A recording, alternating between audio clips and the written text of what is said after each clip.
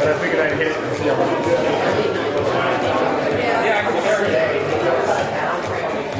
Oh, that's cool.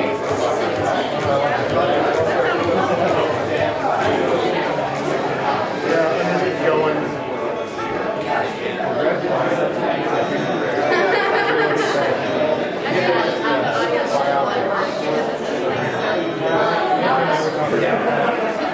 When is that happening? When?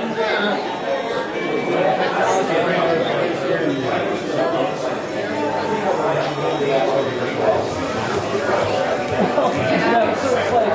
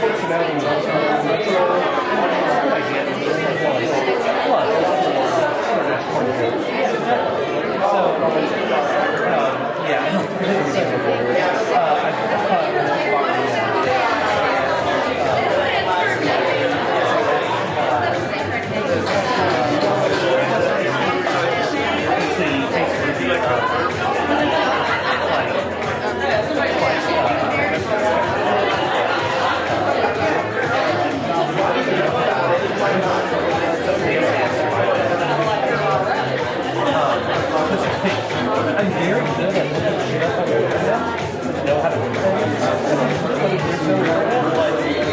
kind of regret. Like, I probably got it if I have,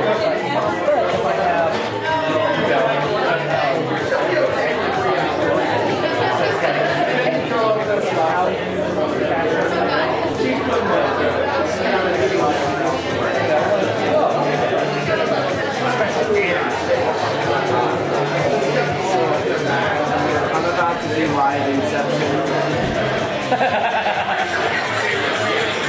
Wait for it to pop up. Let's move behind. Is it this one or this one? This one?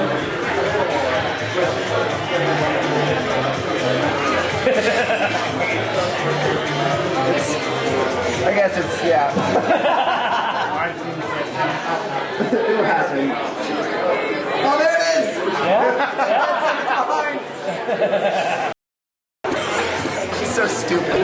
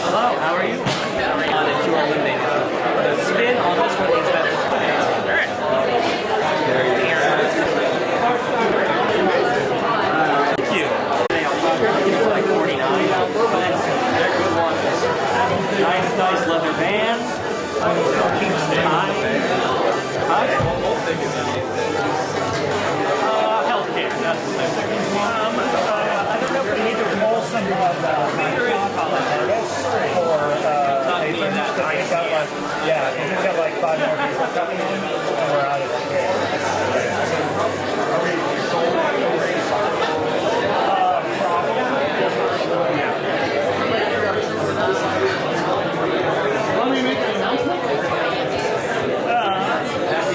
I mean, if we just negotiate with the artists and take some chairs away, I think that's... They were told 3 times not to yeah. Well, I think if we just need to take some of the high chairs from the artist area.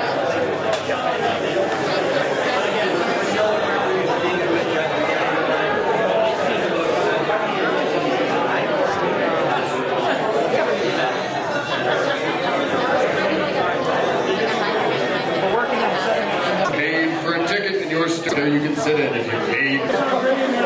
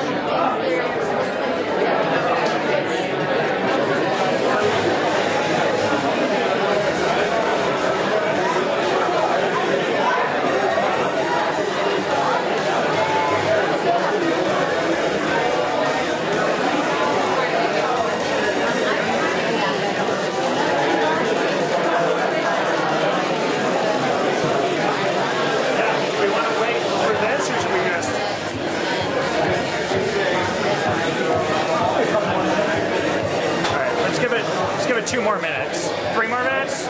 We'll start at 7:40? Yeah. West stuff?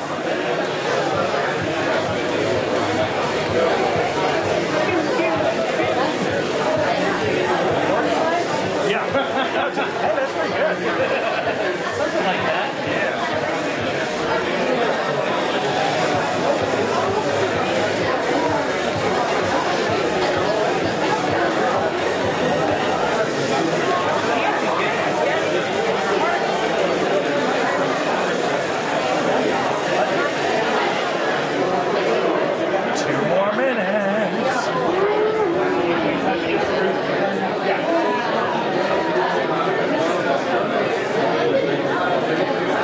Saving us seats.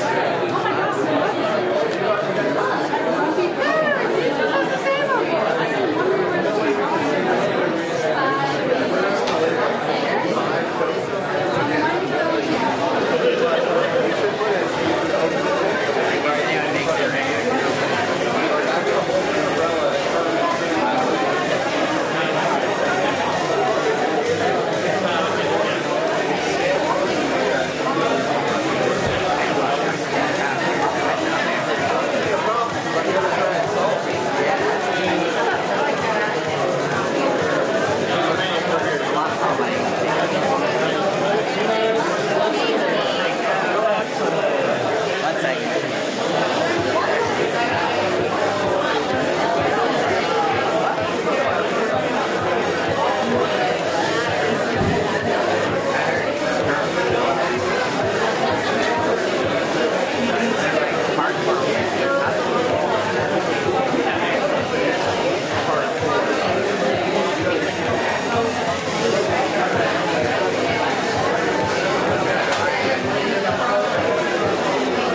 Alright, I'll go find my shit. I gotta find my shit.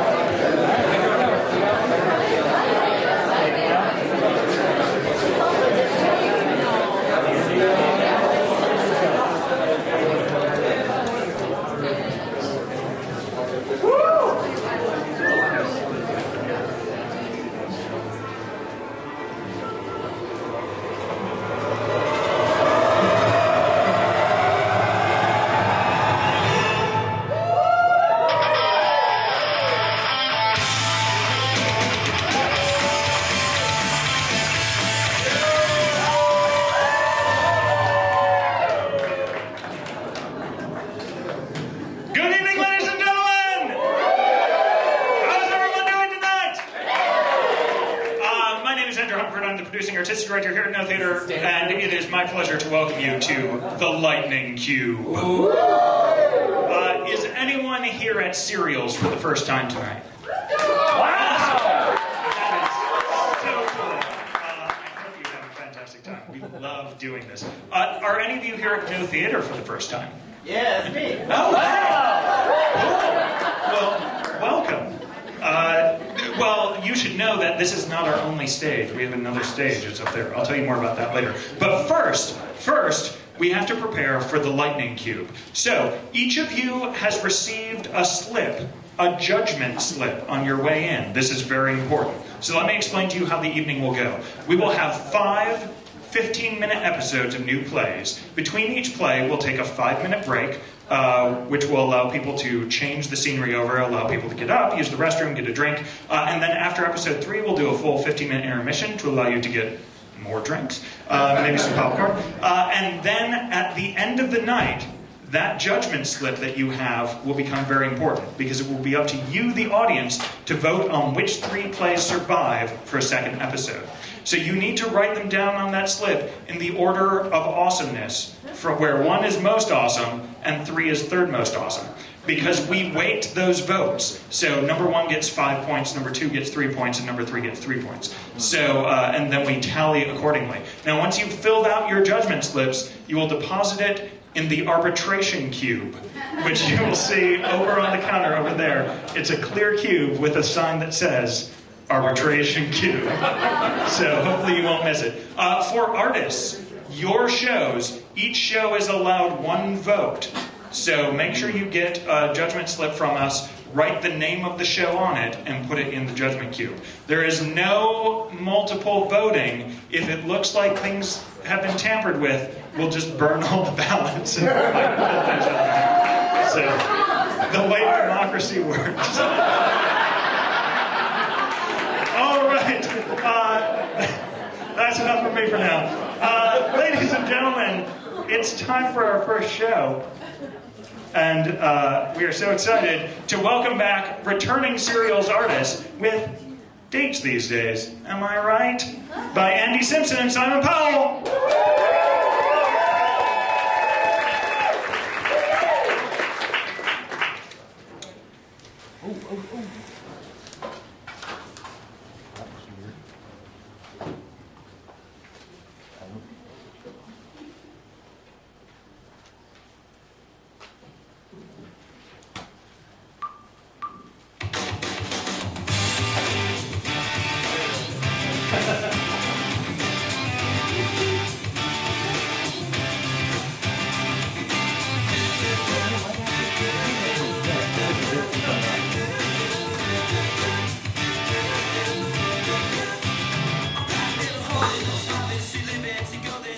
And as always, to conclude this week's podcast, a final thought. When Achilles' mother brought him to the river Styx and dipped him by heel into its enchanting waters, she believed she was guaranteeing him what many have only pondered: immortality.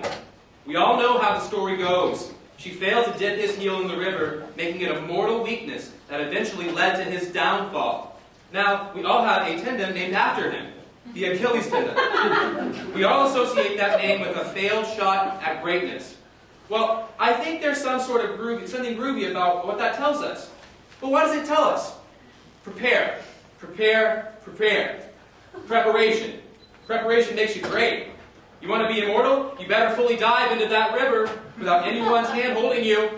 Losing that swimming race? We all saw it in the Olympics. Michael Phelps, the most decorated athlete on the planet, now and probably forever. Well, he was behind in that race. And what did he do? He pulled deep from within himself to mine the fruits of the millions of hours of preparation.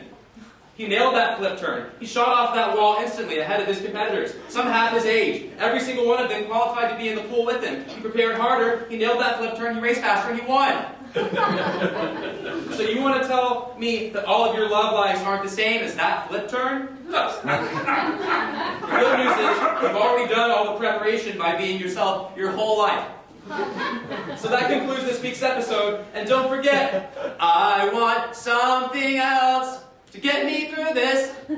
Daisy, Daisy, am I right? Hey, hey, hey, I want something else. Thanks for listening to Dates These Days, am I right?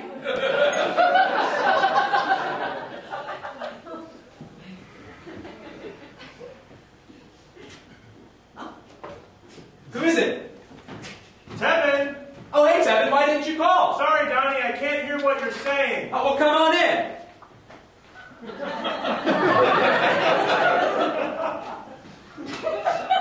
Thanks, buddy. Sure thing. So to what do I owe the pleasure? Donnie, how long have we known each other? Well, Ted, I'd say darn near our whole lives. And what would you say is the most important thing to me on this planet? Friendship? Exactly. Is everything okay? Donnie, I have never been better in my entire life.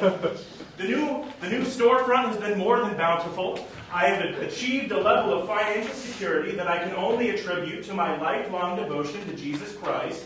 And I have everything that I need, and I want nothing that I can't have.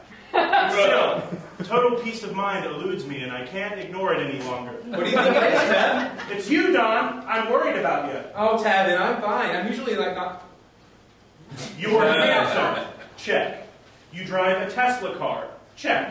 Your dating blog, your podcast, and your virtual reality upstart just got acquired by freaking BuzzFeed. Look out, Oculus Rift. Check.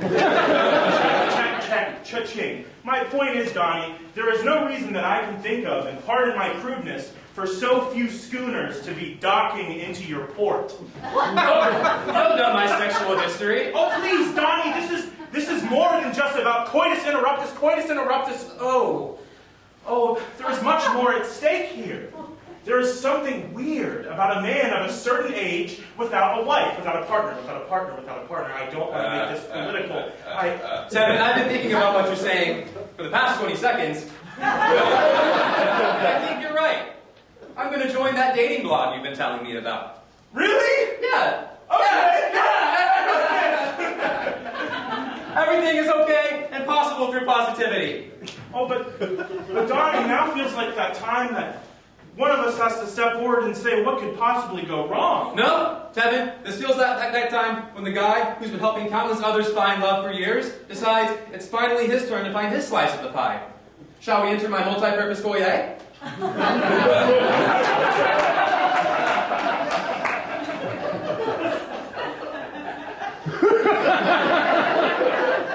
What was the name of that website again? Actually, you're going to have to install a third-party app. It's actually an underground chat room type deal. It's okay, all these best ones are, all right? Tevin, I don't want to get in any trouble here. No. Don't think about it as underground like that. It's underground because all of these mainstream dating apps, they're saturated with robots that are just going to flirt with you until you give them your debit card number. You remember my great god cousin Destiny, right? Well, she found a Secret Service agent on there. Very cool, right? She wasn't even on there looking for love. Happily married 6 months later. Wow, well, okay. Why was she on the website if she wasn't looking for love? Oh, I don't know, Donnie. I know that technically I'm a millennial, but I've never really, connected with their tendencies. There's strange names on this site. Muted Consensual Truths. Amorous Dawn. Locate the red jewels. Oh, you see, I would go for that one. Locate the red jewels? Yeah, why not? I mean, these people are going to be used to wealth. They're not going to be weird about my money, or worse off, poor. How about Watchers of the Deer? Why that one? People who like nature. Well, it would be Watchers of Deer, but it's Watchers of the Deer. So I just choose a room here? Oh, I don't know, Donnie. I know that technically I'm a millennial, but I've never really connected with their tendencies. This is weird. It's all private chat rooms. I thought this was supposed to be a public chat room. Oh, I don't know, Donnie. See, I know that technically I'm a millennial, but I never really... Huh. Hey, you have a private chat invite from Venison the Menace. Go! She says, are you a new user? Yes I am. How did you know? Your username is new user. What brings you here? A friend of a friend said this was the only way to go. Nice. Very cool. Oh, thank goodness. I found someone. I thought I was running out of time. Can we meet tonight? Dinner. Wow! What do I say? What do I do? Listen, I don't want to seem like a prude, but...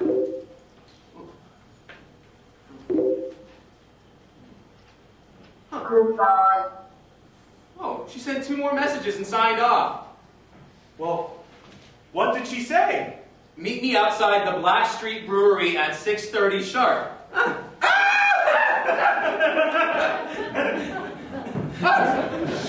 else did she say? There are deer everywhere if you know where to look, and joy is unavoidable. Well, are you going to go? How do you feel? Well, I don't know, Donnie. I think you got to do it. I had a feeling you'd say that. Well, think about it like this. You randomly choose this chat room, right? And this woman, puzzling in her ways, undoubtedly, randomly messages you and invites you to your favorite restaurant for dinner. I think that this was ordained by God, and He has provided us with this bounty, and it is up for you to decide what will be done with it. But I will tell you this, it is a slap in the face to all three of us if you don't at least go and get a Diet Cola with this woman. But you better bring a gun. I don't think I should bring my gun on a first date at a bar. It's a restaurant. It's a bar. A bar that sells $26 appetizers. Why would I bring a gun? I thought you said this was preordained. Oh, well, I've been telling everyone to bring guns everywhere lately. There's a lot of residual dark energy from all of the perfectly good guns Barack Obama destroyed during his You never know what you're going to encounter out there. Yeah. I think it'll be okay. I mean, if she's a crazy person, I'll just run away. My cardio lately's been on fleek. Fleek! Don. At least let me send someone. Down at the company, we have a contract with this huge security firm. Let me send one of these guys down there that gets off on this kind of surveillance. I don't blame him. Don't send anyone, Tevin. Ooh, I hate to interrupt that. Hello? What? No. No. Well, you tell him that he has 3 hours to get to the... Donnie, I have to go. You will text me and tell me how everything went, won't you? You're just gonna leave? There's an entire shipment of hutches that's completely missing. They're completely missing, and they're not going to be in town for the festival, and if the Wicker Festival doesn't go completely correct, then... Tevin, you are being so silly. Don't even put that out into the universe. Text me and tell me how it goes, buddy.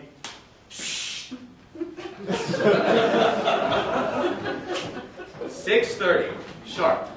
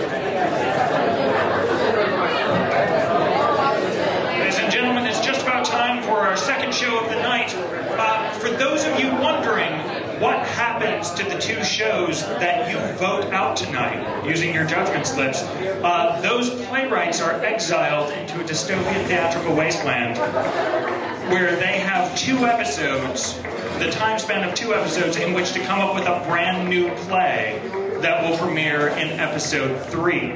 So, they'll be thinking fast. So it's not forever gone, except for those shows, but not for the playwrights. They'll be back with something brand new. But coming up next on this stage, we have a writer-director who is new to serials. So, here we go.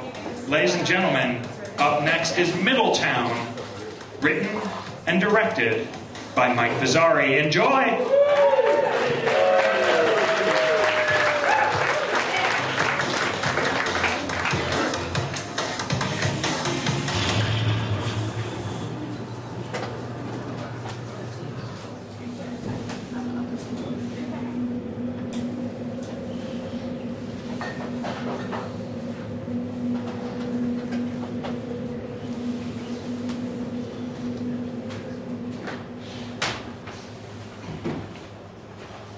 Excuse me. Excuse me. I heard you the first time. Sorry, I didn't think you were. What do you want? I'm looking for Jed's bar. Jed. Jed who? I don't know his last name. Well, that narrows it down. This is Middletown, right?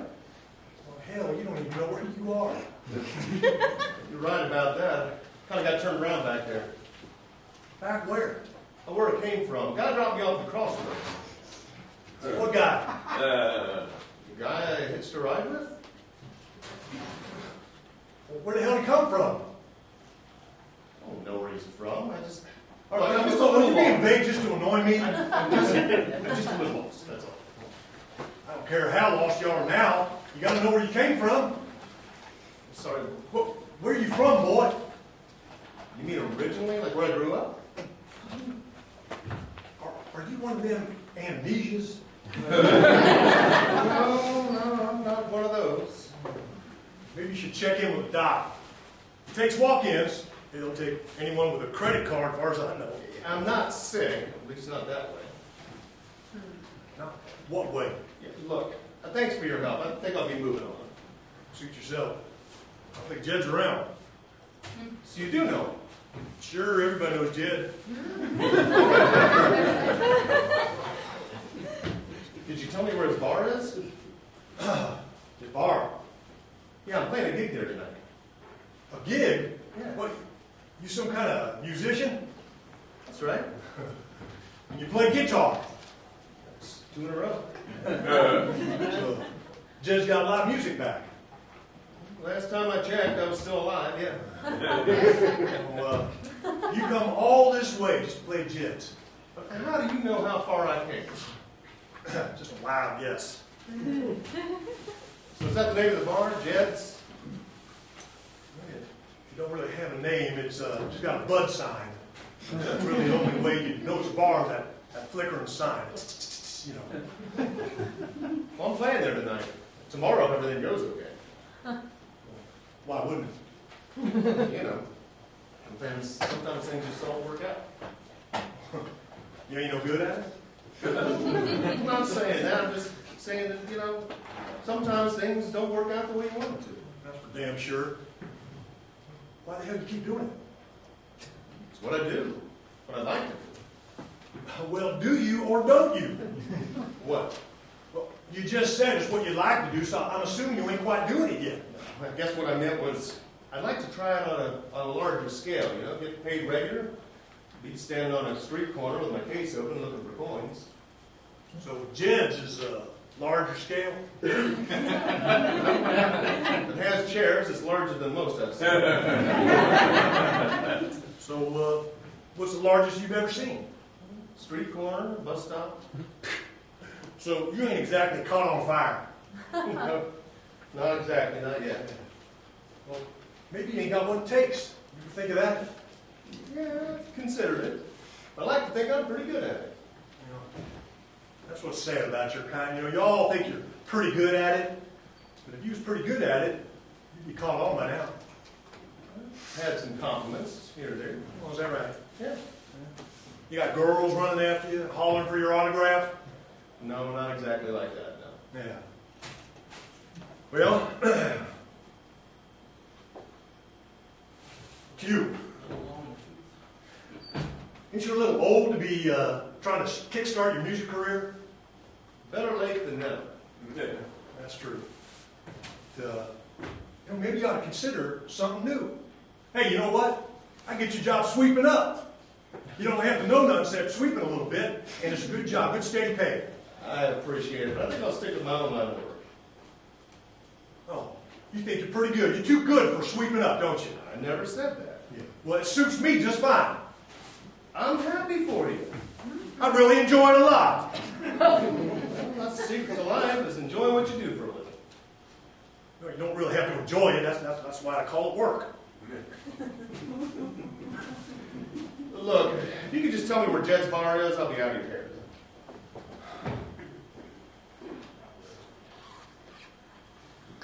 Again? Oh, I doubt Jed's going to help you. Well, supposed to have some pretty important people there tonight. Is that right? Yeah. Like, you think your ship's going to come in tonight? You're going to get discovered? It's possible. Well, anything's possible. That don't mean it's going to happen, especially for a dreamer like you. How's that? You don't even know me. I'm a pretty good judge of character. I beg your pardon? But you don't have to beg for it, just ask. Opinions too, I got them both. Yeah, I noticed that. Well, is there a place around here to get a bite to eat? Bus station's got a cafe, but that's on the other side of town. Donut shop, right across the street, if your needs are more immediate. Donuts. That's right. You won't find a better donut anywhere. People come from all over just to get them donuts, but you better be careful, because once you start, you can't stop. All right. Have yourself a nice day.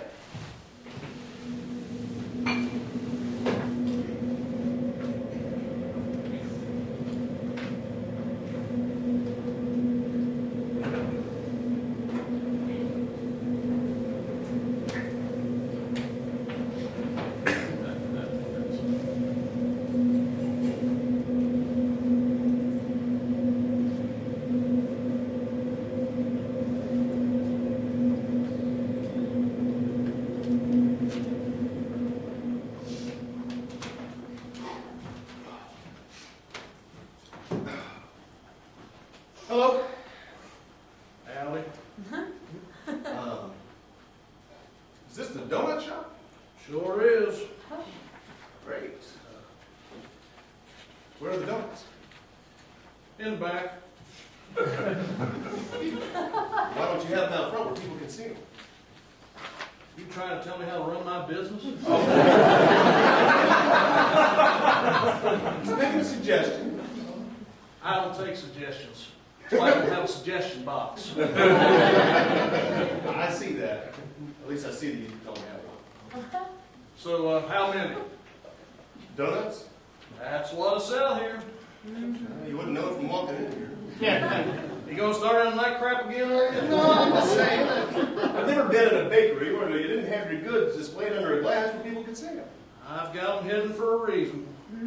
Yeah? Certain people shouldn't know what I'm selling here. Why is that? Might get the wrong impression. Get some people in trouble. I don't need that.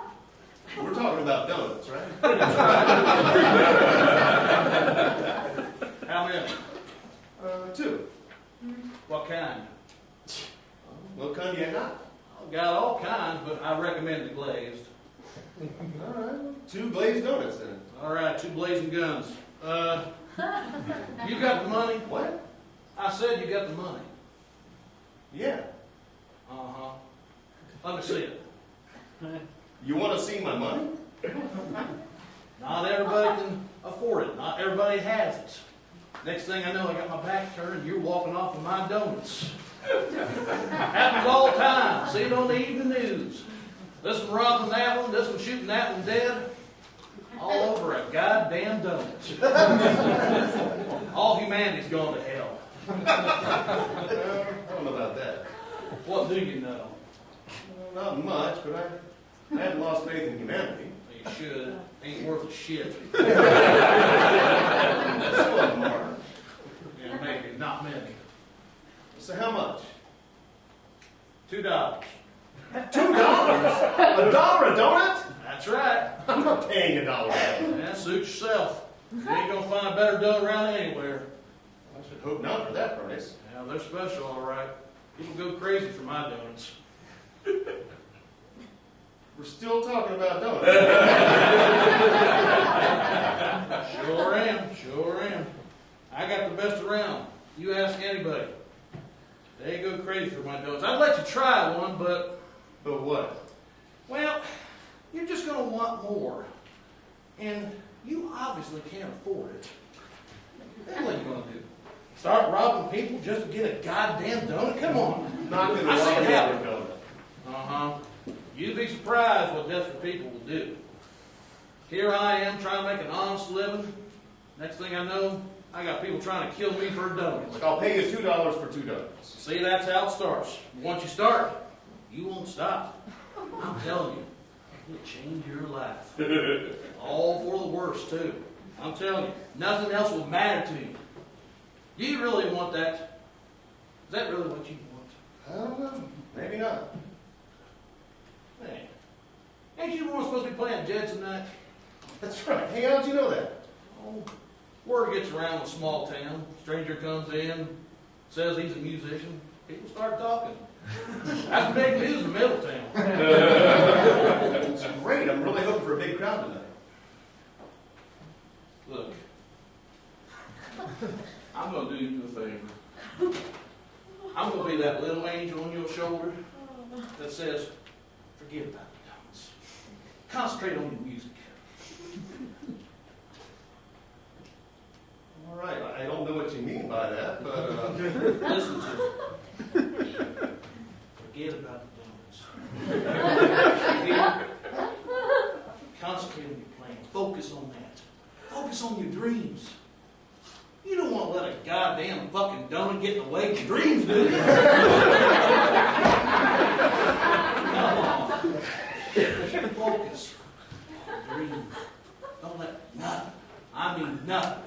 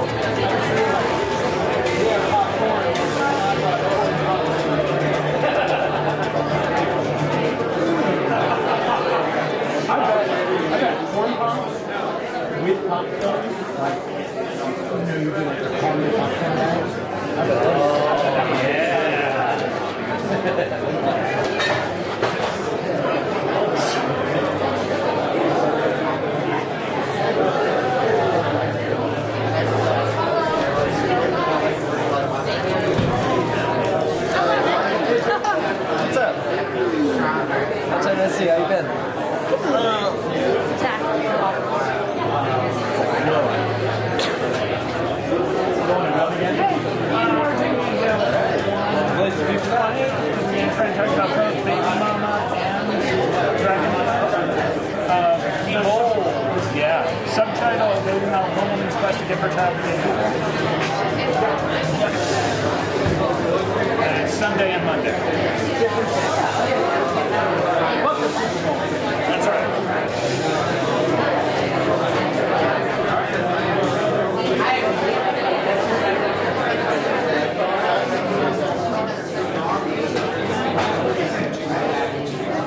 Oh, hi, everyone.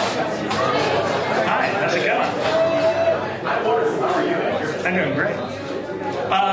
So, among the many things that we have going on here at No Theater, coming up on this stage, this upcoming Sunday and Monday, is a Fringe Encore presentation of the producer's pick of the Fringe from 2016. And that is Mariah McCarthy with her show, Baby Mama, One Woman's Quest to Give Her Child to Gay People. It is a really beautiful show, so if you missed it at the last Fringe, you'll want to come check that out. 2 nights only on this very stage. And meanwhile, upstairs on our main stage, we have the regional premiere of Dragon Play by Jenny Connell Davis. Thank you. Joe really liked it. Lots of people really liked it. So you'll want to come check it out. It's about people who are also dragons, and love is very complicated. So that is playing through February 18th, so I hope you'll come see that. But now you are about to see Half Cocked, written and directed by Brian Griffin.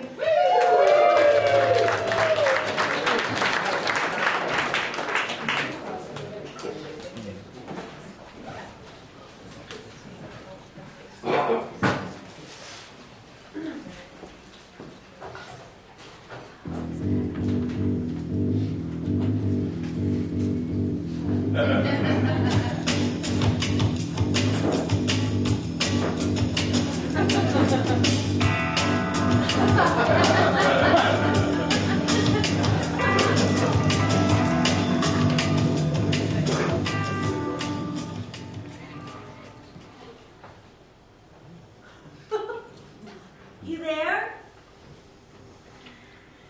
Think I was asleep. Tell me again. The entire thing. You there? Yeah, tell me again, please. Yes, it will help you with the investigation. You see, that I don't get. Investigation. Your investigation. I'm asleep. Look at me. It will help you stay awake.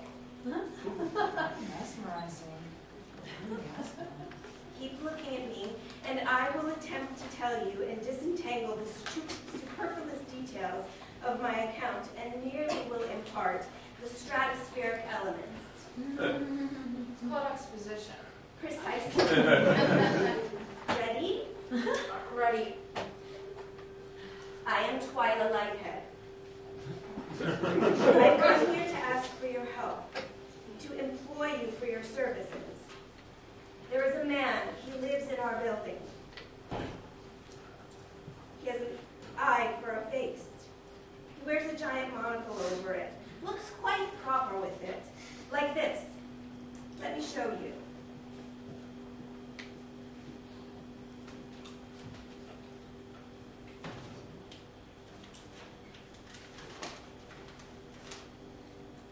That's an eyeball face, man. This isn't real. I'm asleep. You're right.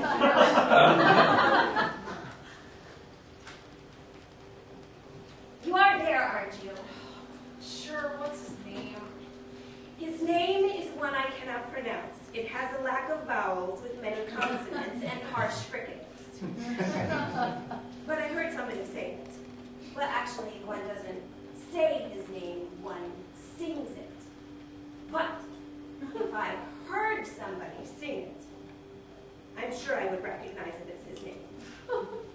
We'll all call him Blinky for short. He doesn't speak. You can see there Blinky has no mouth. He can talk with his mind.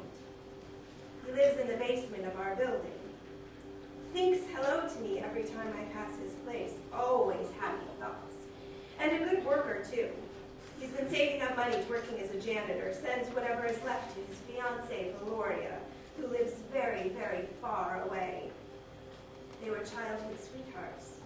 She lives in a small village on the other side of a volcano. Volcano? What? Vesuvius? Popocatépetl. The Aztec volcano. Anyway, he finally sends Valoria enough money, and on the day she finally arrives, he disappears. Just goes missing. Not a trace. Only thing he leaves behind is his monocle and a half-eaten baguette, which I have no idea how he can actually eat, since he has no mouth, and 3 drawings. Drawings of what? They're hard to describe. And Blinky didn't actually leave them in a physical sense. They were thought projections he suspended like a hologram above the half-eaten baguette. I suspect the drawings are clues that tell how or why he disappeared. I've absorbed them, and I can show them to you. Actually, I have to think them to you. Do you mean ESP? No, not that claptrap. That's not real. This is thought talking. I didn't want to freak you out, but that paper with Blinky has nothing on it.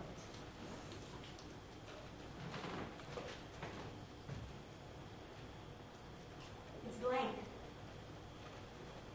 I thought Blinky to you.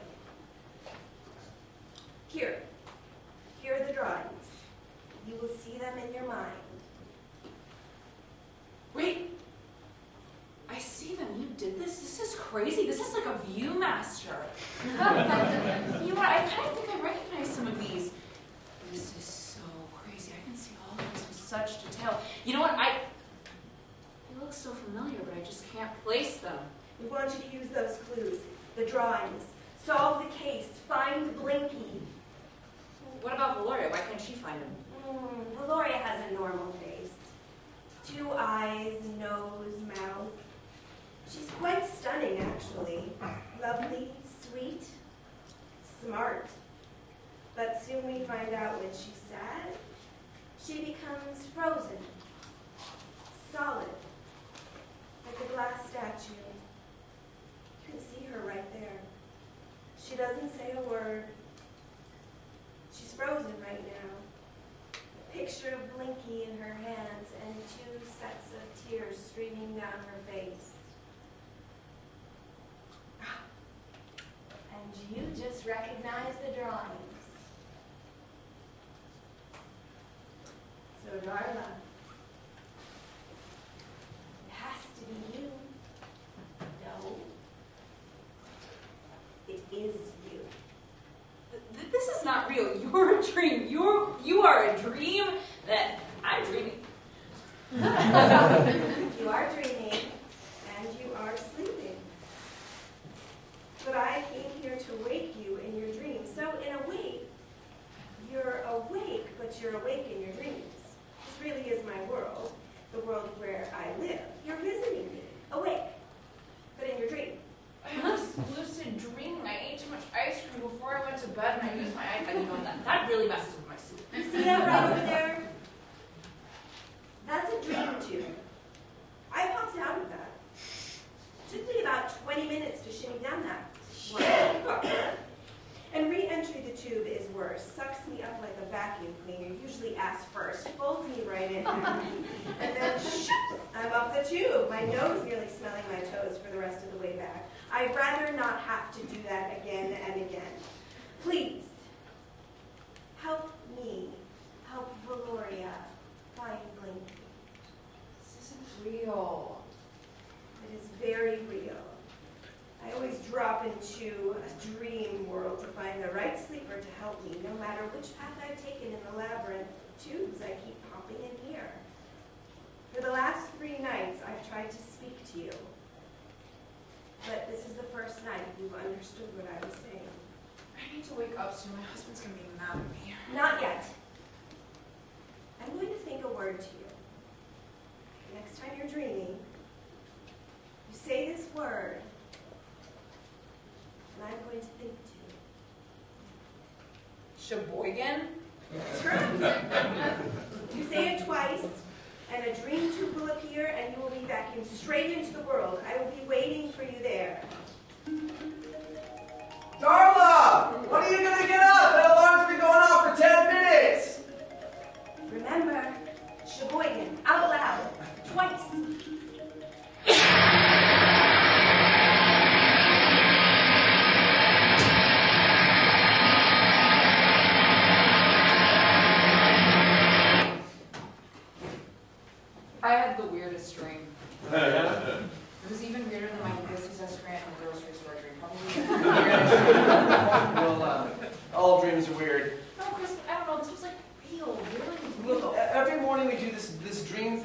Now, I gotta finish this metadata report, okay?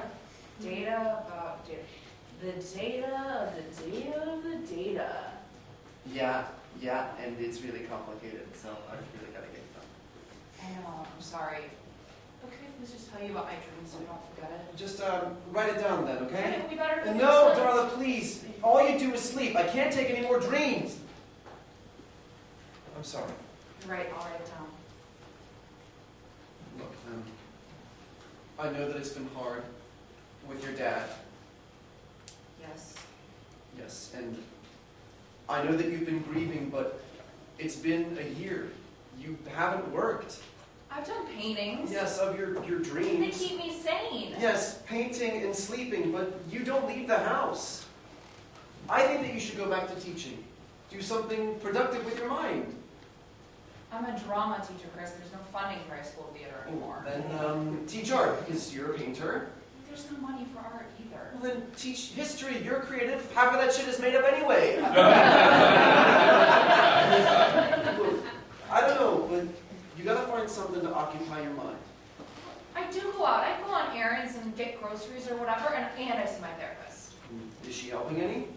I guess. I don't know. I mean, we talk, I talk, she listens. I really just wish she would take her feet down off the ottoman so I couldn't see up her breasts. Oh, okay. When did you go to her last? A couple of months ago. I haven't paid her yet, so I kind of feel bad about it. Look, I found a guy. He specializes in sleep therapy and dream interpretation. Give him a call. Look, I can't stand watching you like this. I love you. I know you do. So give him a call. I'll call him, okay? Thanks. Now I gotta finish my data about the data of data before I go into work. Okay? All right, I'll clean up. Okay.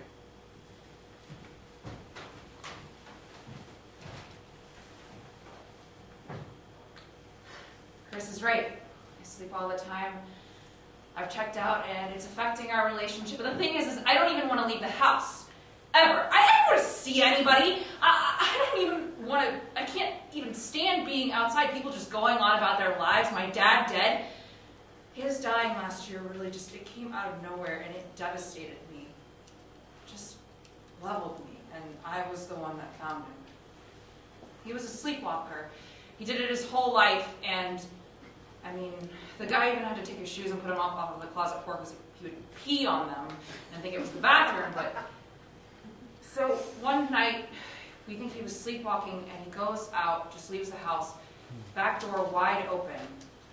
He died out in the woods. Coroner said it was hypothermia, and his dog, Sergeant Pupper, is the one that led me to him.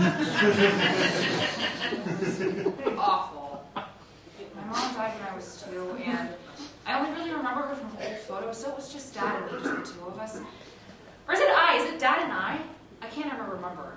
Depends on the sentence, how one is using it, but I think it's I. Yes, of course. So you're sleeping all the time, and you have shut yourself in the house. Your husband has also told me that you are obsessed with your dreams, that you talk about them all the time, almost as though they are another reality. You talked to Chris about me? I thought this was just between you and I. Oh, well, we had to discuss your treatment. So I just thought that I was referred to you, not that you and my husband diagnosed me before I even had a chance to come in the door. Perhaps it was a bit unorthodox, and I apologize for that. We just want what's best for you. Is it I or we? We, meaning you and I. Listen, my last therapist was fine. I could see up her dress, but she was fine. I'm doing this for Chris. You have to do it for you. But isn't it doing it for me also doing it for Chris? You have to be happy. But if I'm not happy, he's not happy. It's a cycle. I'll concede and say, I think I understand your intentions. But what we should talk about are your dreams. Tell me about them. How penises are knives for an analysis? Hooey, I don't want to talk about Freud, just your dreams. Tell me all about them. Look, I'm sorry for being combative, but I just think that it's unethical that you talked to him before I even had the chance to go in the door. He was judging me from the start. Well, he's costing us a fortune. Look, Chris, I know that you meant well, but just give me a chance to talk for me. I won't talk to him anymore, okay? So, what did you talk about? My compulsive masturbation. Huh? Just kidding. We talked about my dad some, my dreams mostly. And? And he gave me some pills. He said that lucid dreaming is a sign of poor sleep, and that if I'm sleeping poorly, it's probably affecting my depression. Do you agree? I don't know, I've always dreamed like this ever since I could remember. Well, it can't hurt, right? I don't know. Give it a try. Please, for me. Okay, Good. I hope so. So you're gonna take one now? Sure. Yeah, I'll get you some water, okay? Okay.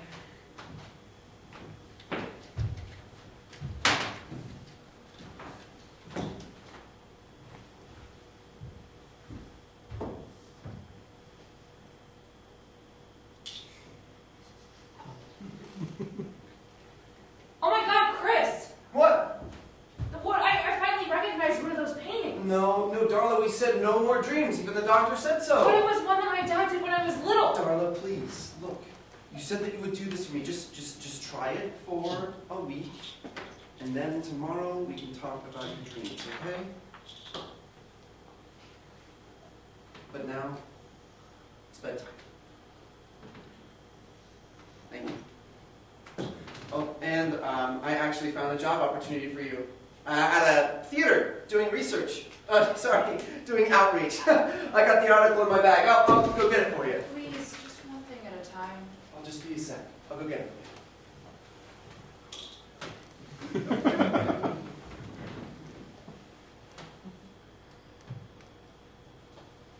Sheboygan!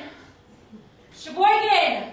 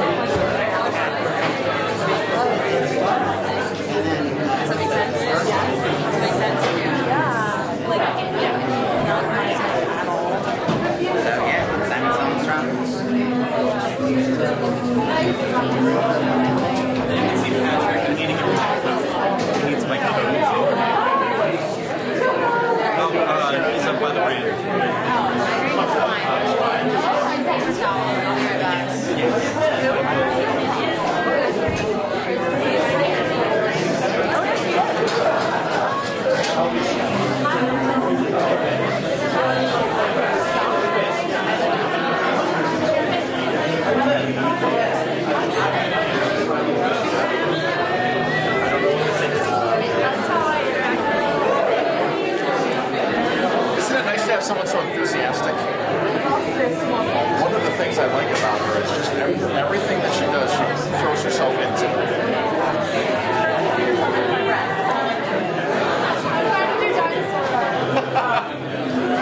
I was just talking yesterday about someone had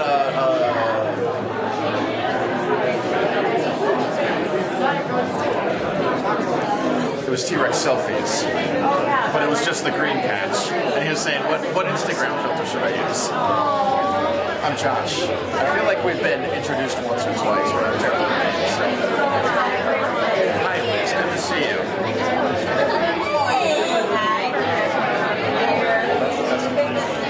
Strange, but okay.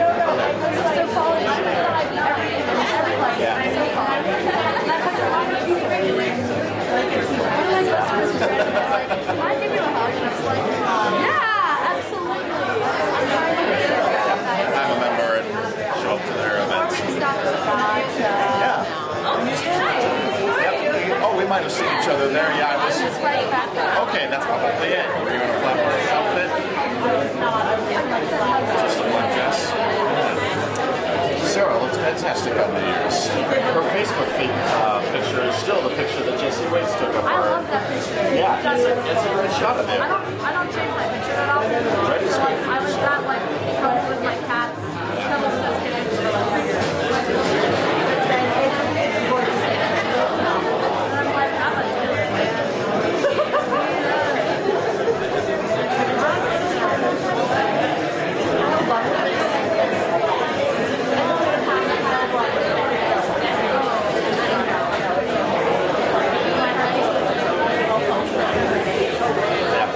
I've been super relating to Data on Star Trek all the time. So Because you keep like wanting to put your body at risk for the Enterprise, right? yes, mostly.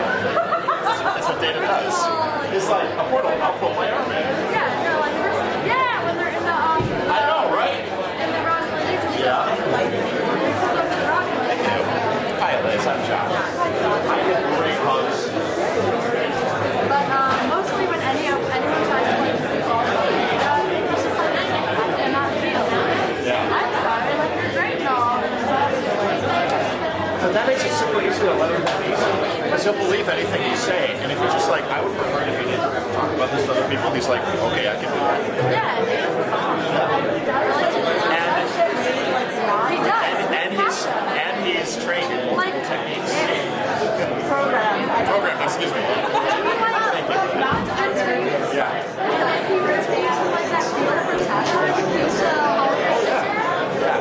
What's weird is he doesn't really like when the actor always talks about Ron Yarlin. Yeah, he doesn't like put that together for some reason. I didn't make it up. I listen to podcasts. Yeah, but also like how, it's just like we were no, like I really love Friday Five. Me too. Also really love like Tasha and Schwartz, but like Tasha and Dave. But that would have denied more for Jesse. But like Not died. well,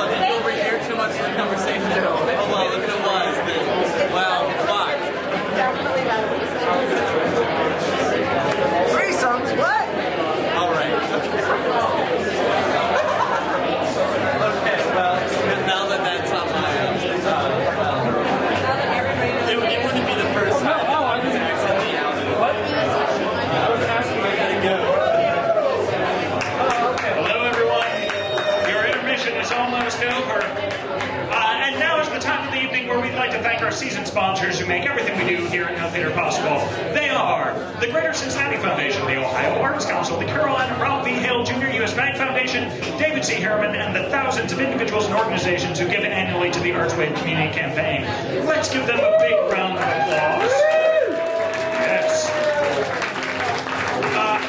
Ladies and gentlemen, we have, after Dragonflight closes, we have 2 more main stage shows left in our season. Coming up next on our main stage is Heavier Than by Steve Yockey, who's the author of previous No Favorites, Pluto, and last summer's The Fisherman's Wife. And it's a riff on Greek mythology about the Minotaur in the labyrinth who's about to turn 30 and could really use some friends. It is delightfully weird, and you'll definitely want to check that out. And then closing our season is a world premiere drama by Carol Lee Corcoran called Listen for the Light, which we will tell you more about when we get a little closer. All right, and next, ladies and gentlemen, we have 2 more episodes left in the night. Next up is Retention of Disbelief, written by Ben Dudley, directed by Leah Strasser. Enjoy!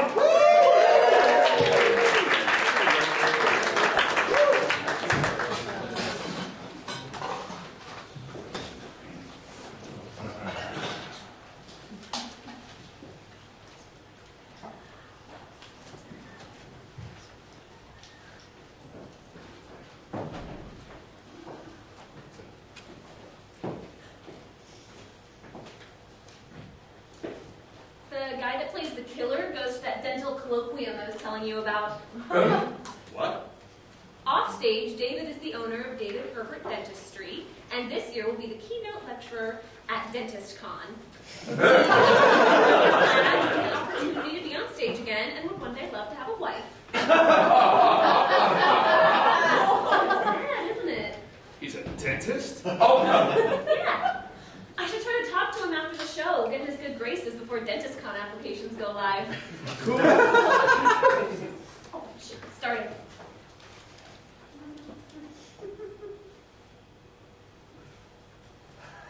Why is it bothering me so much that he's a dentist? No one else seems to care. They all got the same program. They all looked in there and saw that he's a dentist, or that she's been in 5 other plays here this year as other characters. The theater made a little pamphlet basically reveling in the fact that everything going on is a lie. Said thank you, read it, and now they're all fine just sitting here and pretending like we're in a police station. I mean, what interrogation room has 3 walls and 200 seats? Are you into this? I mean, yeah, it just started, but yeah, I like this director. Doesn't it bother you that we just read that this guy gives dentist talks? And now we're supposed to believe that he literally skinned a guy and wore his skin? He just said he never went to school. If he's a dentist, he definitely went to school. You've seen plays before, Alex. We've seen a million of them. You get how they work. It's a character. He's an actor. Yeah, but why did they have to give us this? It's like they're flaunting it. I'm having trouble immersing myself. I think it's good. They're convincing.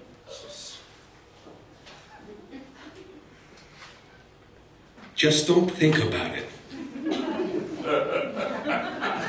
Just don't think about it. Don't think about seeing that actor at the grocery store a few weeks ago buying toilet paper. Don't think about him dying on stage 6 months ago as a totally different person. Don't think about that fucking exit sign I can see out the corner of my eye. The actors had to hesitate on a couple of lines.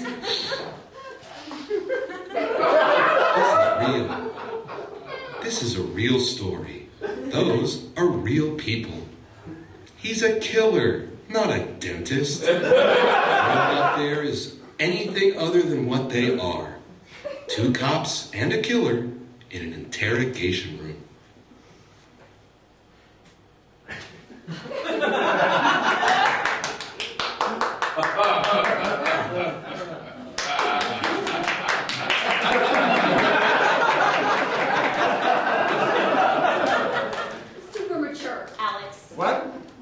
You don't like it, so you slump and mope like a little kid? You can't even feign interest? Oh, it's not that I didn't like it or not. I just had trouble getting into it. I wanted to feign interest. Okay, I'm going to go talk to the dentist, who was great. Okay, good. I hope that goes well for you.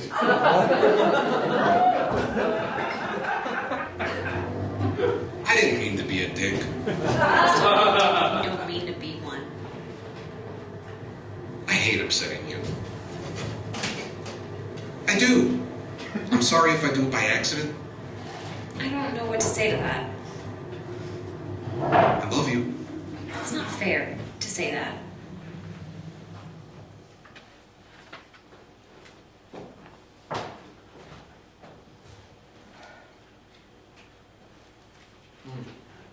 Alex?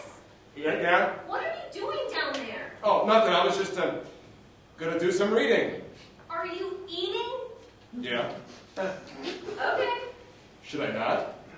If you're hungry, eat. Yeah, I'm hungry. Okay.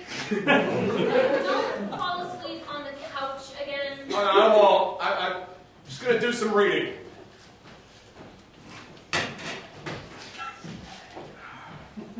Zipline to Morocco, a David Slicer adventure. Why do I love this shit so much?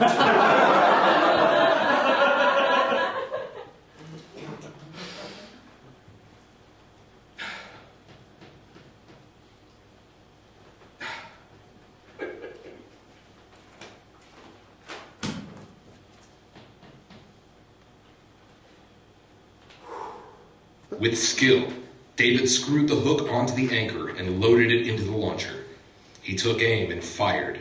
The hook sliced through the air silently, sailing past any obstruction until it found purchase in the one open window on the Moroccan border. Okay, so this guy can shoot a grappling hole through a tiny hole to another country, but why? Because it said with skill, so he can do it. I've literally read every book this guy's written, and I was impressed. He wrote, David Slicer is a person. He did an impressive thing, and I was impressed. And who wrote with skill? Who is relaying this information? Was he there? Who am I supposed to believe typed this? Honey, come back to bed. Please. Yeah, I will. I just can't sleep. I want to finish this chapter. He's about to do the zip line. The quiet night was interrupted by gunfire. Bang, bang, bang, bang. Bang, bang, bang, bang. Those are just words pretending to be sound. What was that called again? It's ono something.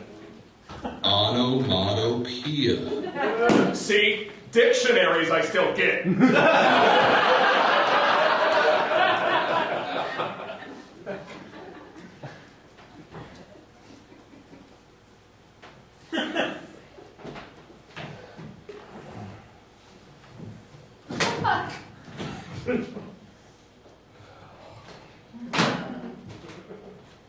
Alex. Alex, wake up. It's 7:30. Alex, it's 7:30. You fell asleep on the couch. Well, yeah, I did. Oh, my mouth tastes terrible. We need to get you a living room toothbrush. What time is it? 7:30. Honey, if you're going to sleep down here, can you put down a sheet? Oh, I didn't mean to fall asleep. Your body at night, it sweats and you drool. Just put down a sheet. I didn't mean to fall asleep. Yeah, you're right. I'm sorry. This is a really nice couch. Put a sheet there.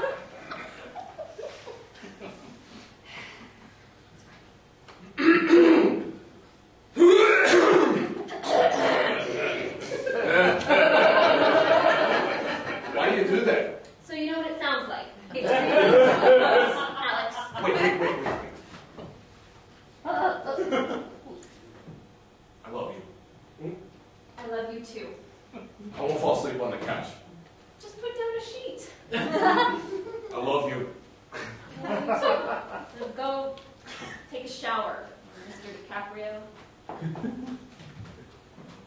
Why am I Mr. DiCaprio? It's romantic. With the hand on the car window, with the steam, and drawing her naked. Oh, yeah, okay. I guess he was romantic in that one. Not usually, though. Come to think of it, he's all over the place. Charming some hearts, eating others. That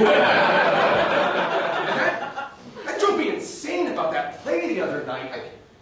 I used to love plays. Oh, wow, cool. You're so cultured.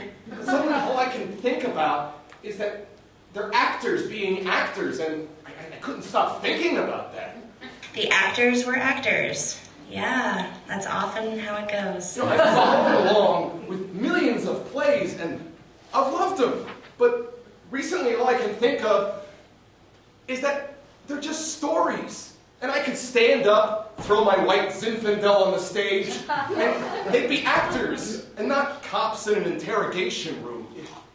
It's like we're all on the honor system. We're just agreeing not to mess with each other's suspension of disbelief.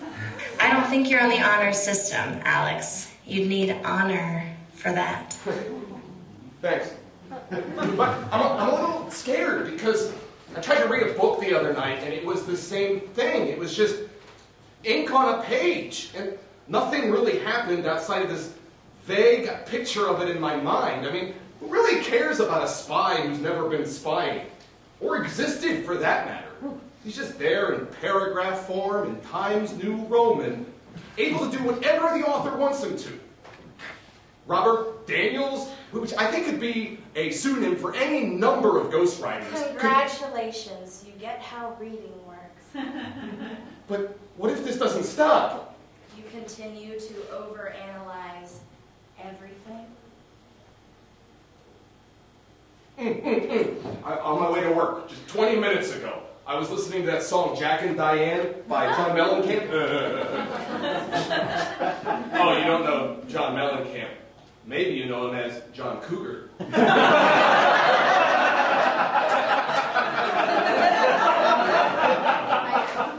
Oh, well, the other option would be knowing him as John Cougar Mellencamp. He used to go by that for a brief time. How can you not know John Mellencamp? There are a lot of things to know in the world. I'm a fair amount younger than you are.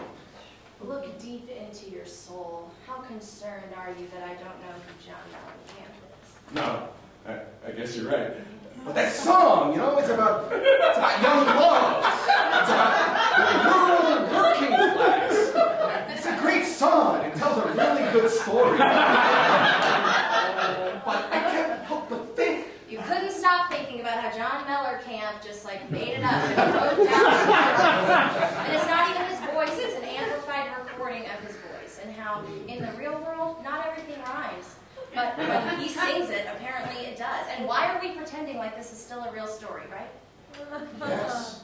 Okay, so fiction doesn't work for you anymore. And you're concerned. Why? I mean, you don't do that much reading anyway. TV is all reality shows anymore. You don't need a distraction from your real life. It's pretty good. You have a nice house, a good job. They don't care if you spend extended periods of time in the office with the door locked.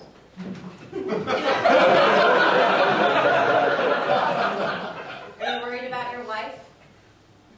You haven't loved her for years. There's nothing there, right? Right?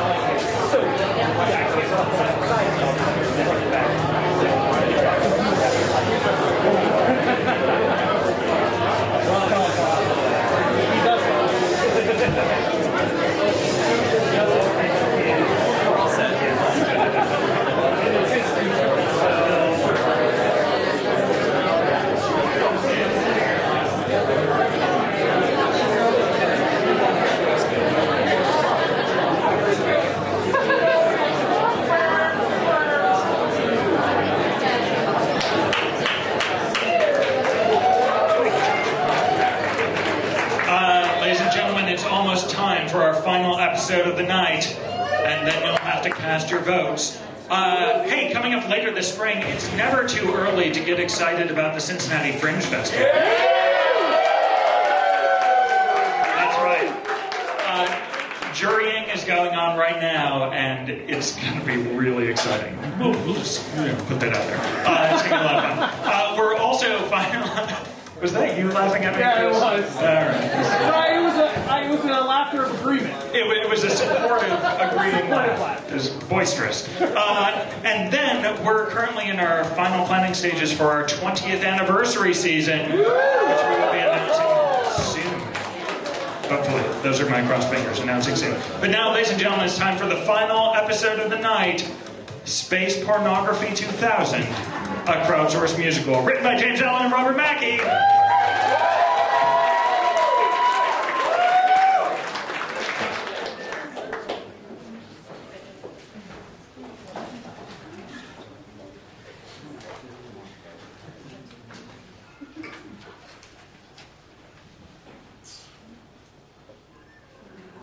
Willie dear, I can't cry. Why did you do it? I searched, and I searched, and I searched, but I can't understand it. I made the last payment on the house today. Today, dear. And there'll be nobody home. We're free and clear. We're free. We're free. We're free.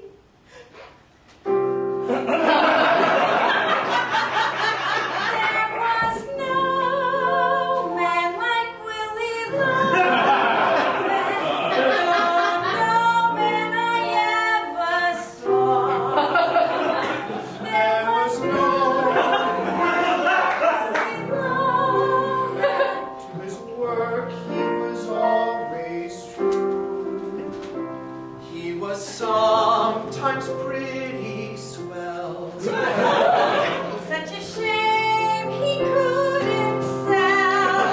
There was no man like Willie Loman, so Willie Loman, we bid you farewell.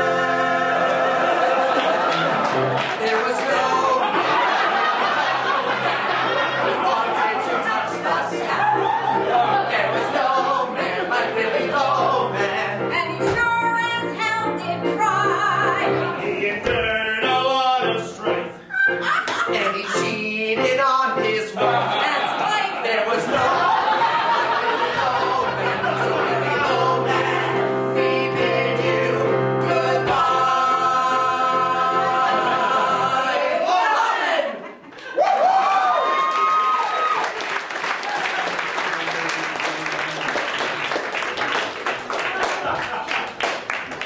Thank you, everyone, so much for coming to our little show.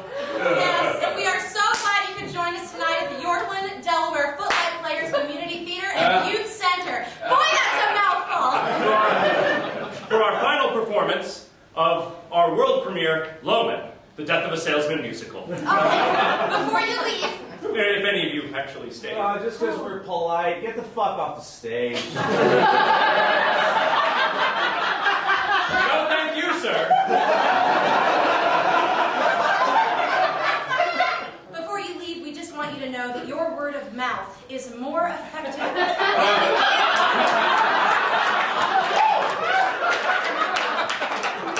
Seriously, nothing else works. So, if you like the show, please tell your friends. Post on Facebook, Twitter, Yelp, Instagram, OkCupid, Craigslist, Friendster, Tumblr. Farmers Only.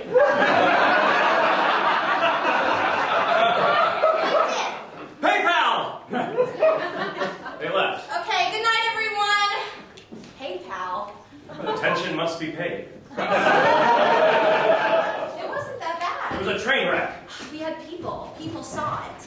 That's good. We put ourselves out there. People know our names now. People know to walk away when they see our names We now. got feedback from the audience. More tits is not great feedback. Is the box office reported? No. It couldn't have been that bad. It's a credit on our resumes. I mean, once a show has its first production, a second production is almost always guaranteed. Most theaters only want to do world premieres, not the second run of a flop. And it's community theater. It doesn't even count as a world premiere. We wrote world premiere on all the posters. You shouted world premiere as they marched out the front door. Yes, I did. Is the box office report in yet? I was looking Why at don't that. you have your email up? We know what it's gonna say. They're just gonna tell us how awful we were. Even the Arthur Miller Foundation said we were worse than cancer. Yes.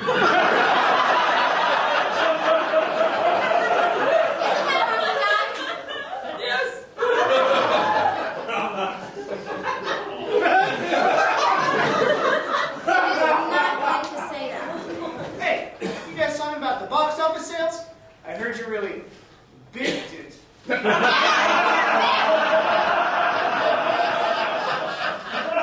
I just could not. And so instead, I went on Reddit today, and I found out that there's a guy in Columbus. And today I learned that there's a guy in Columbus that raised $55,000 to make potato salad. Now I am that much the wiser. How does that help us? We can tell the producers that more people have wasted more money on worse endeavors. All right, save it, but last resort. I mean, seriously, we should feel lucky that we have a theater that's willing to do our work. Willing? Yes, willing. Is that supposed to be encouraging? It's something. This isn't where I thought I'd be at my age, clawing at the bars of a rigid cage. This drafty, dreary, damn dystopia known as Delaware. This isn't where I thought I'd be as a kid. I thought I'd see my name somewhere on the New York grid, or at least be in, well, come to think of it, anywhere. Writing world premieres for the major cities, having work performed for awards committees at the Goodman or Goodspeed, or maybe with some long-term repertory. But I'm stuck like a stick, altogether inert, in a state of strange and proverbial dirt, and I can't face the fact I'm facing the third act of my story. Yeah, you're old. Where I be? When I thought of it, as I often did, as an optimist, at least as a kid, was somewhere more high and more highbrow. Where I be was on Forbes at the Tonys in Lights, with the best of playwrights. Well, I grew up from that anyhow. Since way back when, back then, 'cause look at me now. What, you think this is what I want? This isn't where I thought I ever would be when I earned my $30,000 degree, which I thought might serve as a sort of magical fantasy fulfiller. Now I'm stuck in this city with you, no offense. I mean, at least it's something, but in my defense, it's a cash grab based on a timeless masterpiece by fucking Arthur Miller. Nothing cutting edge here, nothing pretty or real. I mean, no writer writes a masterpiece for mass appeal. Looking back at the canon, they stick it to the man in all their best creations.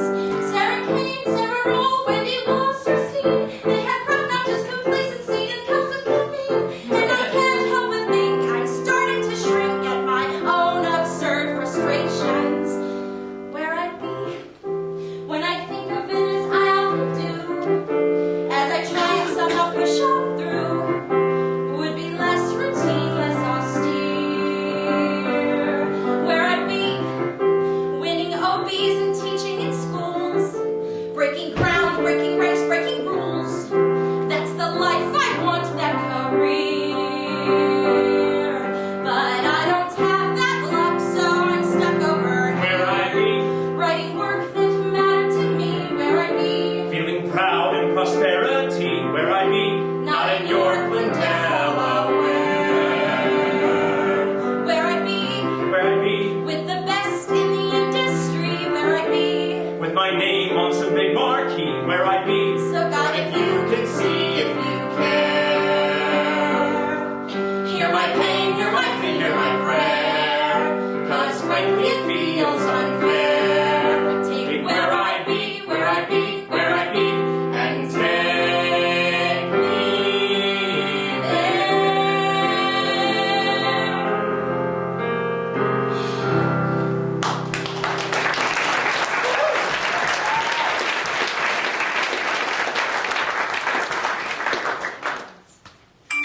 It's the report. Biff was right. Fucking Biff. That's a lot of red. Let me see it. How bad is it? They lost subscribers. You're surprised?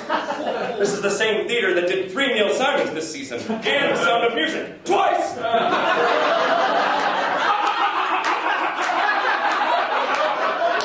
They knew that these peons weren't ready for Logan. I told you that they were just going to say we blew it. Hey, you didn't blow anything. Give me my phone. You just want to get on Grindr. Well, I wouldn't mind finding something I wouldn't mind blowing. No, find a man on your own time. We're still working on this. They asked us to leave. I'm pretty sure I'm on my own time. Again, if you would just look at the damn email, it says that if we can make it affordable for them to produce our work in the off-season, that we can stay. We just have to raise a lot more money up front. Oh, Jesus. We're never going to hit that. I mean, we have until next year, so we can do it. If we just put a little bit aside, throughout, we can talk to friends and family. My mom, we can sell my mom. That sounds awful. We can't rush this. By the time we raise that, I can afford a hot young husband. Afford? Could be a sugar daddy by then. Circle of life. Yeah. We can both get sugar daddies. Give me my phone. Why don't you believe in my dreams? Money. What was that thing you were looking at just a minute ago? That guy that raised $5,000 to make tuna salad. It was $55,000 to make potato salad, and that worked because he was a genius. We only have to raise a fraction of that. Okay, look at this guy. He raised money to make meat soap. I'd rather not look at that one. Okay, look at that guy. He raised just over $5,000 to do the first all-pug production of Hamlet.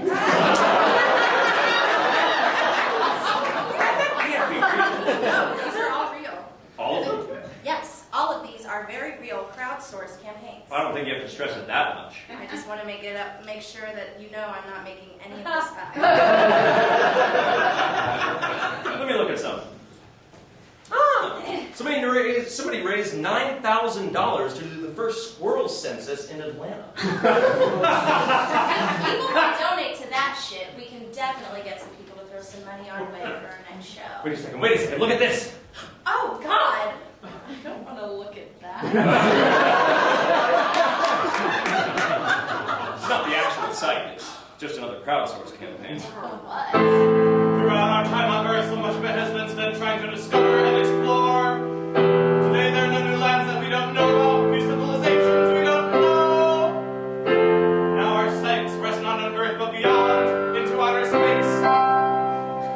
While some focus on colonizing Mars in gravitational waves, we're making waves of our own. There are many elements of life in space that need careful consideration and research, especially sex. Here at the Preservation for Intimacy and Sexual Stimulation Society, we are teaming up with leading scientists and our generous fan base to join the echelon of Neil Armstrong and Sally Ride by pushing the boundaries of intergalactic sexploration. With a projected cost of $3.4 million, you can help us create the first sex tape in space.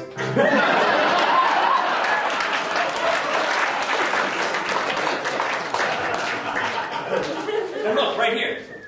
If you donate, no, we are not going to donate. We want people to donate to us. Just keep reading. If you donate $20,000, you get to call the shots. I'm not saying that word. You have the opportunity to map out the entire scene of the first sex tape in space. Positions, scripts, the whole shebang. I don't want to write porn. We're not writing porn. Don't you get it? 5 people get to redeem this promise. Okay? We raise $100,000, buy all 5 spots, we write the show, and then we insert it into their... Into their pornographic film. Yes! Well, Why don't we just raise $5,000 and do our next show here? where no one will see it? Literally. No one. Literally. There was no one in the audience last night. Biff didn't even show up! This. Imagine the attention you would get. Imagine the headlines. Writers hijack spaceport. Fame skyrockets. They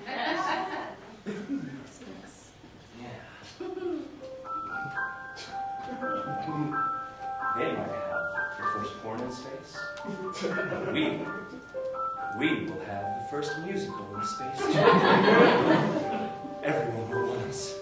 This will be the greatest artistic endeavor since that guy made that parody Starbucks. Come on, let's at least try to raise the money. If we don't make the 100,000, we'll do your idea. What do they say? Shoot for the moon, and even if you miss, You'll land amongst the stars. All right! Let's do it. But where on earth are we going to find that kind of money?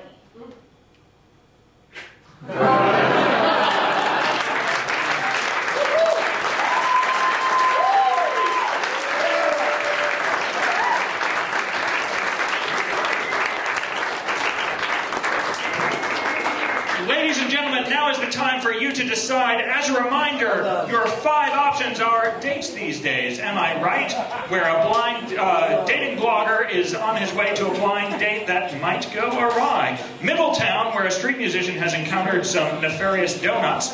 Half-cocked, where a woman has been asked to investigate in her sleep the disappearance of a man with an eyeball for a head. Retention of disbelief, where a man racked with guilt loses his ability to enjoy fiction. And Space Pornography 2000, a crowdsourced musical where 2 struggling writers attempt to hijack a crowdsource campaign. So vote now. Remember, vote in the order of most awesome to third most awesome. And now if we could have all of our serials artists on stage for one more big round of applause, if you can get here through the giant crowds.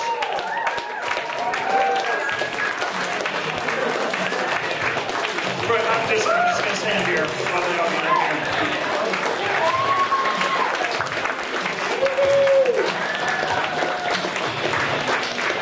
Yes.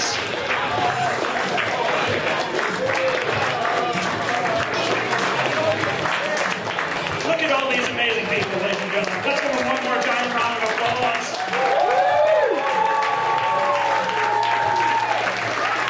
We'll be announcing the survivors tomorrow, and we'll be back in 2 weeks for episode 2. Thank you, everybody. Have a great night. Tip your bartenders.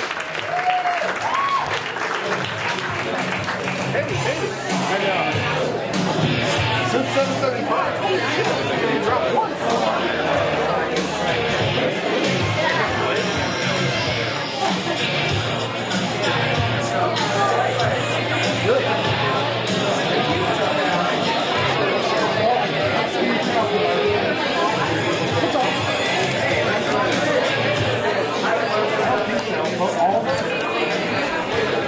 There's only one on it.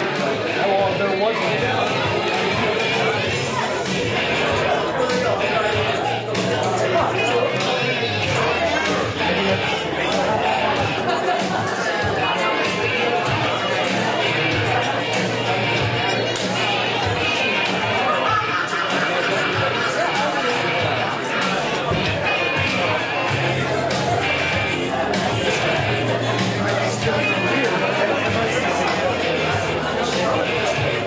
Yeah.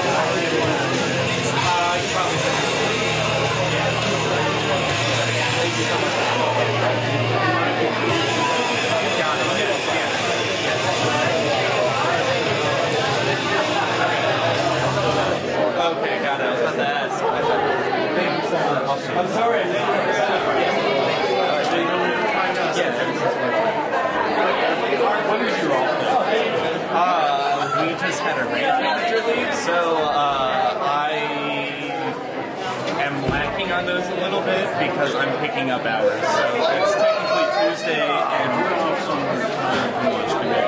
Okay, that's fine. Don't have any more. I like to. I know.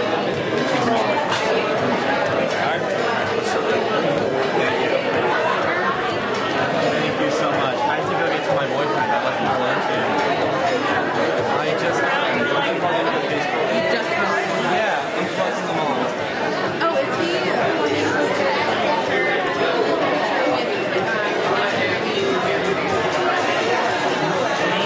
Oh, me, him, and two people that I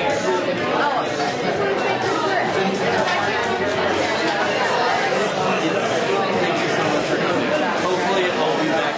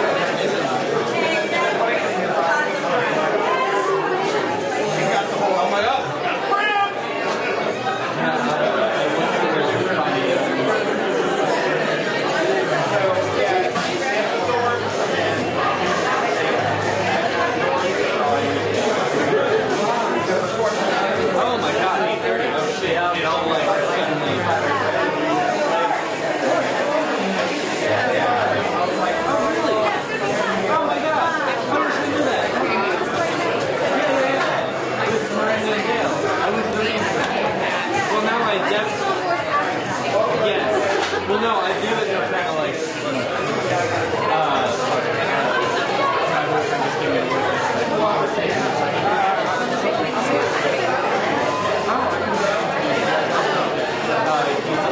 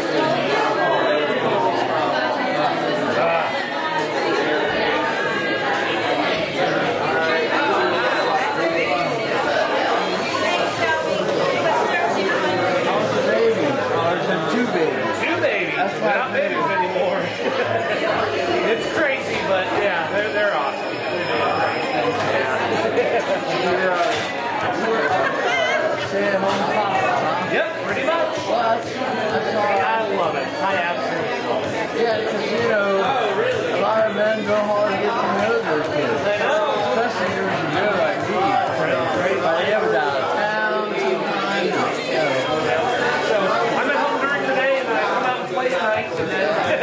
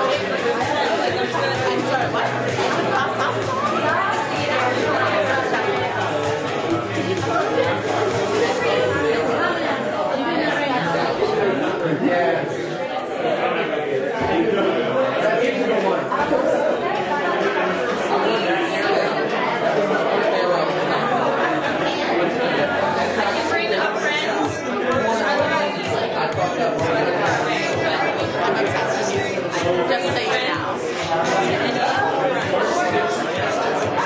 So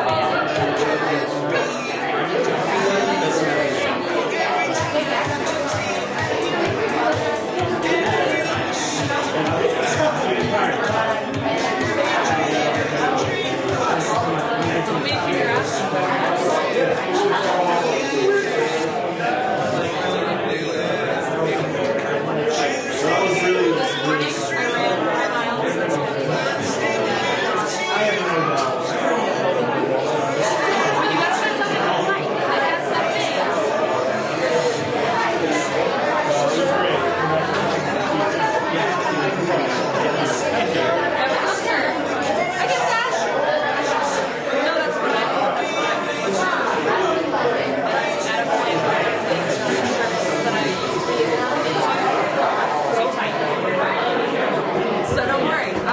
You want to get free? Okay. I'm excited. See ya. See ya. It's going to be videotaped. You can probably find it.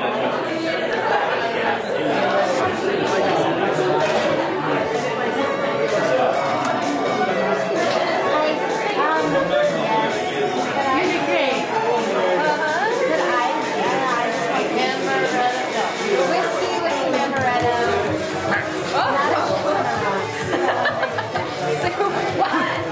What's going on? What is this?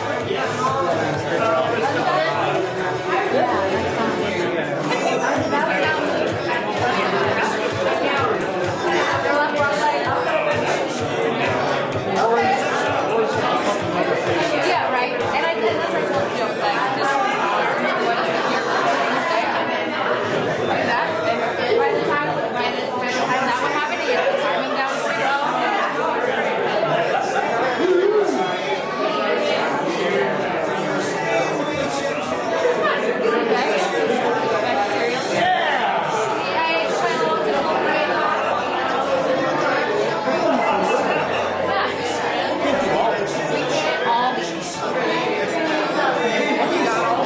I haven't been here. Has everyone here submitted their ballots? Yes, great.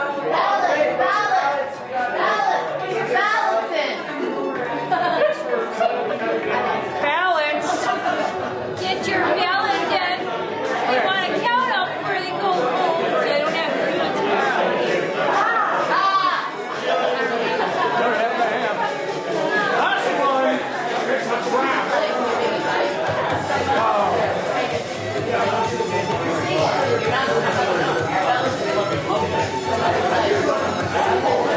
But see, Monday is like kind of like the end of my week. You know, I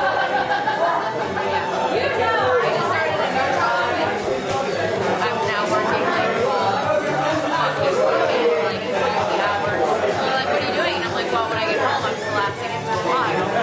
Like anybody. Yeah, right?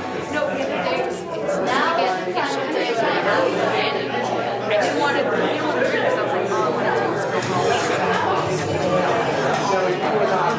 And then they gave me 20 shivers. Big pie and Zelda. And I was like so mad. Like you mean I can't sit here and relax, play my game? No. Yeah. Like man, it was all like fun that I was gonna do.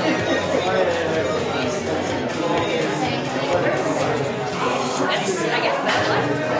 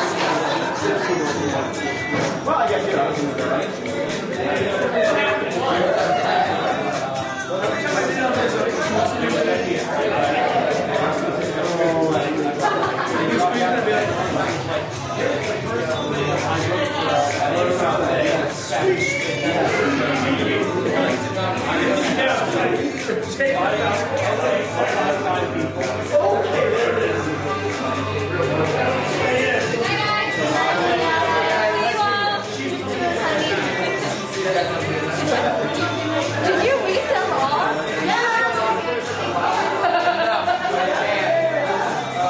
Hi, Erica.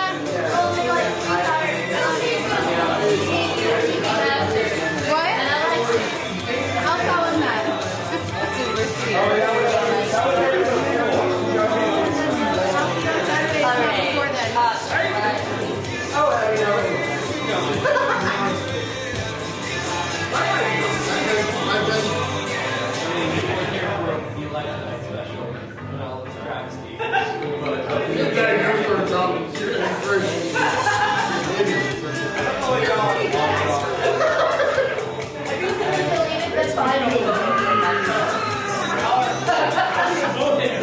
What are you doing? Like,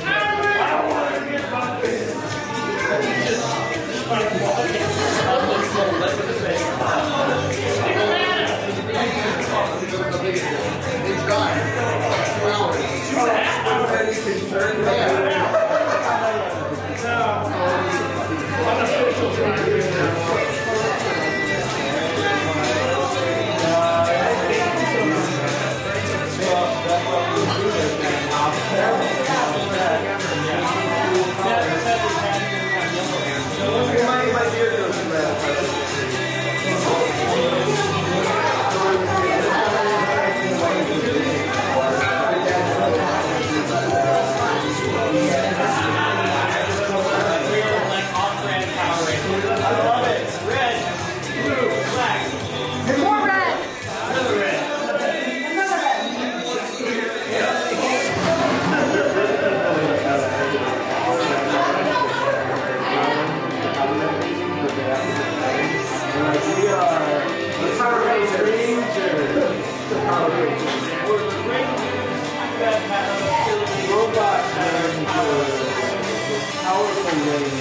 And they can't be the actual colors, they have to be like, Asia, the Bay, no,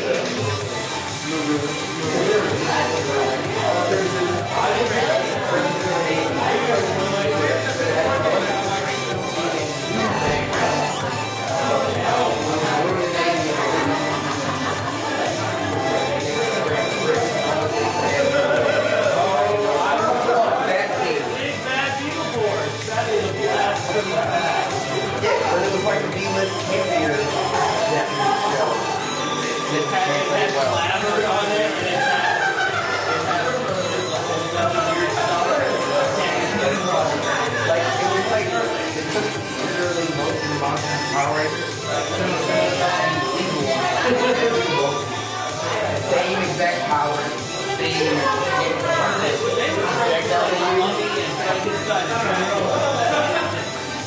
that made it different. well, that made it not prosecuted. And they befriended a ghost who lived in an orphan because Reasons. It is not. It is not. And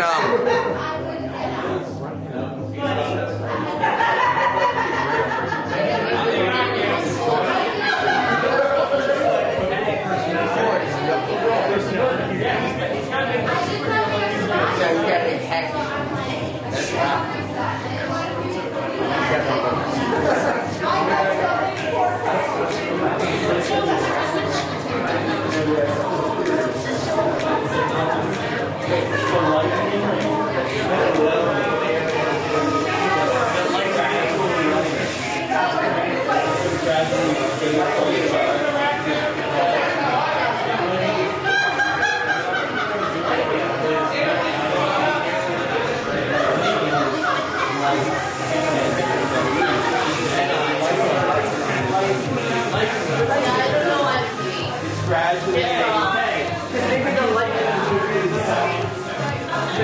Well, because the shows are so dark this week. You know what? Next week we're going to Unprecedented time. unprecedented. Yeah, that's right. Unprecedented time. I think it's an opportunity. Hey, we are going to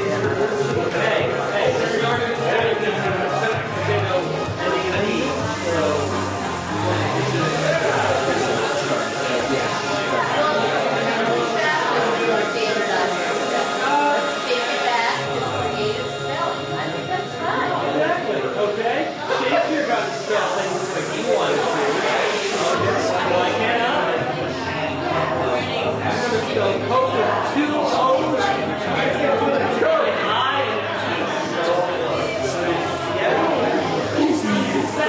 Cookie. No, it's spelled cookie, but it's pronounced No, it's better written that for you. That's just no problem. Andrew. All right, I'm here. All right, on that note. John. What I do? Not mine. Not mine. Hey.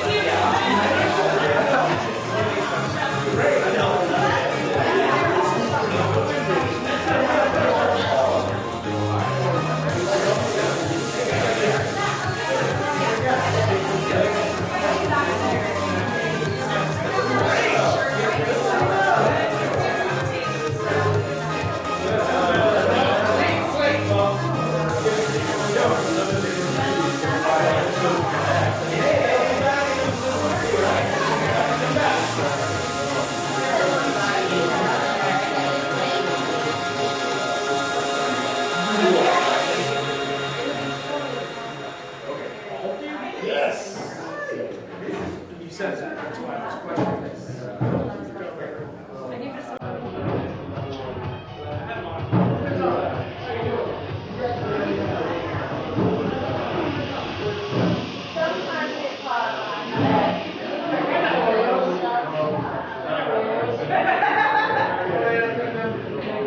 Get out of here. You're great tonight. Thank you.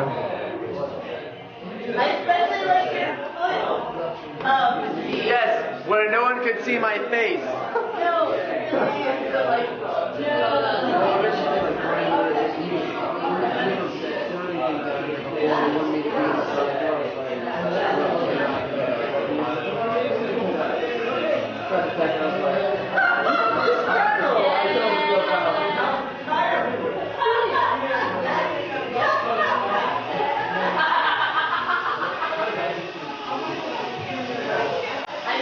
I knew it. And genius was all over that. Something was all over it.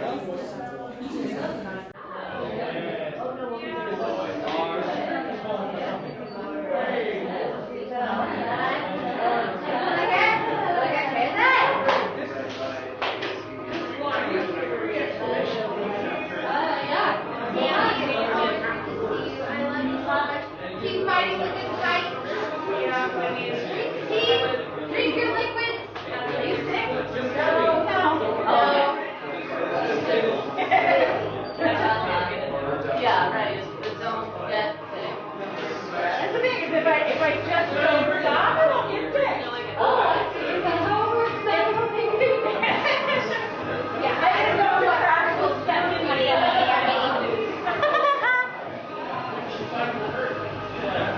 Oh, Tammy, I don't know if this lady found you. There's 2 people that I don't know. Yeah, okay. They wanted to know about what they did not find it. Okay. They sent an email. They tried to use it before. I have no idea. No idea. All right. Thank you, Steph. Thank you, Terry. Here we go. Come on.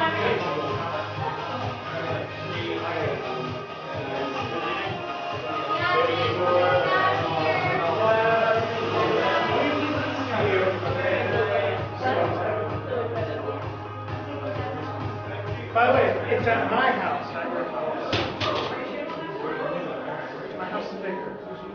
And I already invited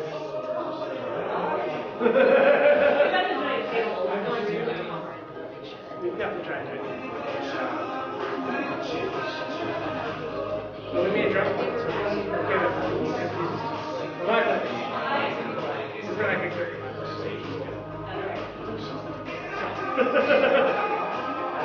Shelly's gonna make a cupcake for this work.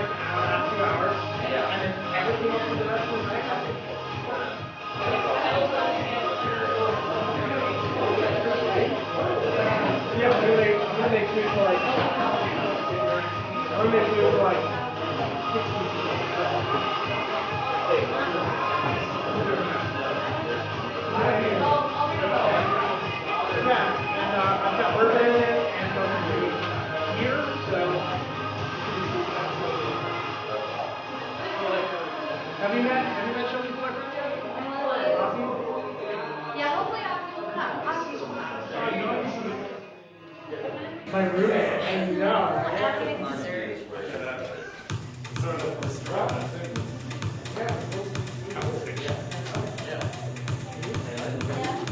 Well, I'm excited.